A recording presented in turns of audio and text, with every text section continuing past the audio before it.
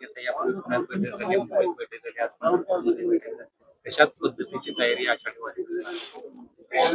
पाठीमागच्या वर्षी आपण वारीचं नियोजन करत असताना वारकरी भक्त आणि पालखी सोबत येणारी लोक असतील किंवा खास करून पालखीचे विश्वास असतील, या सगळ्यांना विश्वासात घेऊन सर्वोत्तम पालखी करण्याचा प्रयत्न, पालखी सोहळा करण्याचा प्रयत्न केला.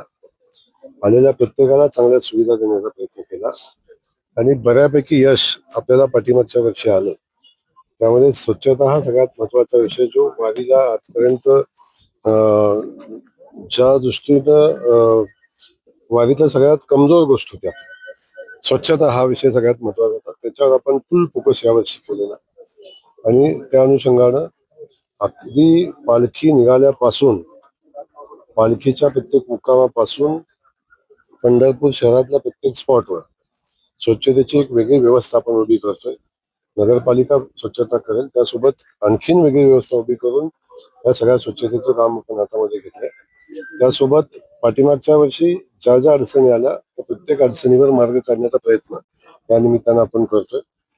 मागच्या वर्षी वारकऱ्यांचं स्वागत करत असताना दिंडीसोबत येणाऱ्या लोकांची राहण्याची व्यवस्था असते, परंतु खास करून जे वारकरी स्वयंस्फूर्तीनं वारीसोबत पालखीसोबत चालतात त्यांच्या निवासाची व्यवस्था, महिलांच्या निवासाची व्यवस्था आणि खास करून त्यांचं स्नान गृहाची व्यवस्था आपल्याला नव्हती.